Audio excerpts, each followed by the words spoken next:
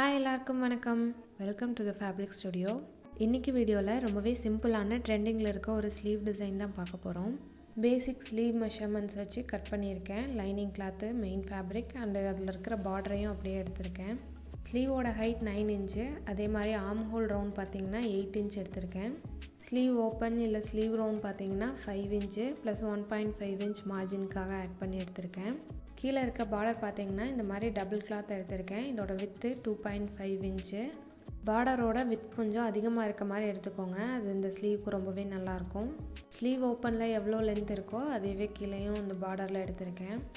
சென்டரில் வர அந்த ஹோல் ஸ்டிச் பண்ணுறதுக்கு நான் கேன்வாஸ் யூஸ் பண்ணுறேன். ஃபோல்ட் பண்ணி எடுத்திருக்கேன். இப்போ ஃபோல்டிங் சைடில் 3 இன்ச் ஹைட் மார்க் பண்ணிக்கிறேன். 2 இன்ச் வித் இருக்க மாதிரி மார்க் பண்ணிட்டு இதை பாக்ஸ் பண்ணி எடுத்துக்கலாம். இந்த மெஷர்மெண்ட்டை இந்த பாக்ஸ்க்குள்ளே உங்களுக்கு பிடிச்ச மாதிரி என்ன டிசைன் வேணும்னாலும் வரைஞ்சிக்கலாம். வி ஷேப் இல்லைனா ஹார்ட்டின் அந்த மாதிரி எது வேணும்னாலும் வரைஞ்சிக்கலாம். நான் வந்து யூ ஷேப் சிம்பிளாக வரைஞ்சிருக்கேன். இந்த யூ ஷேப்போட வெளி பக்கத்தில் 1 இன்ச் அதிகமாக எக்ஸ்ட்ரா வச்சுட்டு மார்க் பண்ணிக்கிறேன். இதில் உங்களுக்கு பிடிச்ச மாதிரி எந்த டிசைன் வேணும்னாலும் நீங்கள் போட்டுட்டு கட் பண்ணி எடுத்துக்கோங்க. இதை வந்து கேன்வாஸ் இல்லாமல் கூட ஸ்டிச் பண்ணலாம். ஆனால் கேன்வாஸ் வச்சு ஸ்டிச் பண்ணிங்கன்னா ரொம்பவே நீட்டாக இருக்கும்.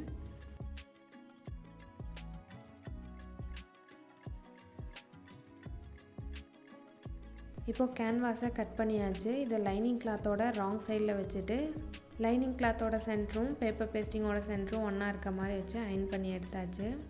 இப்போது மெயின் ஃபேப்ரிக்கோட ரைட் சைடில் லைனிங் கிளாத்தை வச்சுட்டு இப்போ அந்த யூ ஷேப்லேயே மேலேயே ஒரு தையல் போட்டுடலாம்.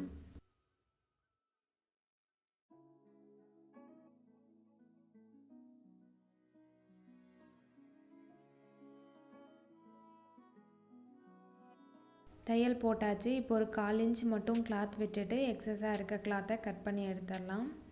யூ ஷேப்பில் கட் பண்ணியிருக்கோம். அதனால் அந்த டேர்னிங்ஸ்லாம் சின்ன சின்னதாக கட் பண்ணிக்கோங்க. அப்போ தான் கிளாத்தை டேர்ன் பண்ணும்போது நீட்டாக டேர்ன் ஆகும்.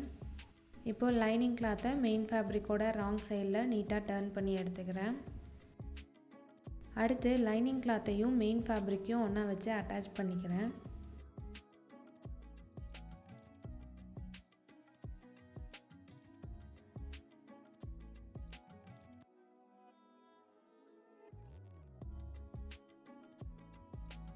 அடுத்து இந்த கீழே வர பார்டரை ஸ்டிச் பண்ணிடலாம்.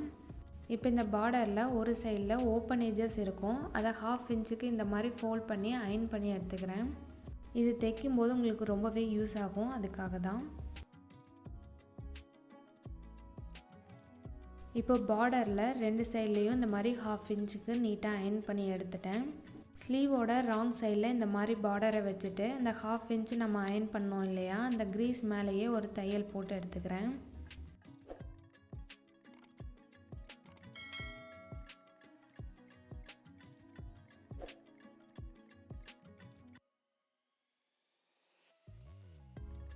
ராங் சைடில் வச்சு இப்போ ஒரு தையல் போட்டாச்சு. இப்போ அந்த பார்டரை ரைட் சைடில் டேர்ன் பண்ணிடலாம். ரைட் சைடில் இருக்க பார்டர்லேயும் நம்ம ஒரு 1/2 இன்ச்சு அயன் பண்ணி வச்சுருக்கோம் இல்லையா, அதை கரெக்டாக நம்ம இப்போ தைச்சது மேலேயே வச்சுட்டு மேலேயே ஒரு தையல் போட்டுறேன். ஸ்லீவோட சென்டரில் 2 ஃப்ரண்ட் அண்ட் பேக் 2 பார்டரையும் கரெக்டாக வச்சுட்டு மேலேயே ஒரு தையல் போட்டுக்கிறேன்.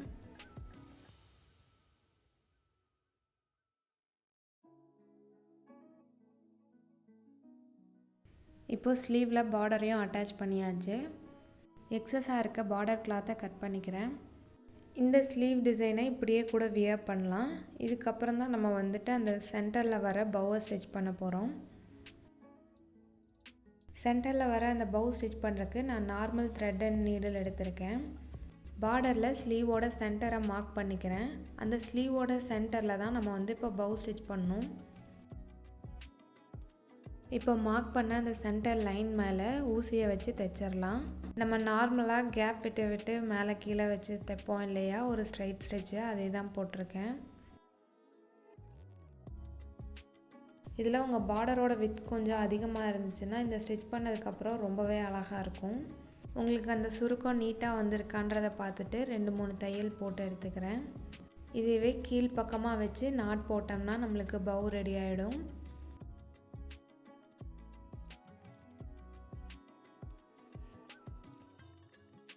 இப்போ இந்த சென்டரில் ஒரு சின்னதாக கிளாத் கொடுத்து நம்ம ஃபினிஷ் பண்ணிடலாம்.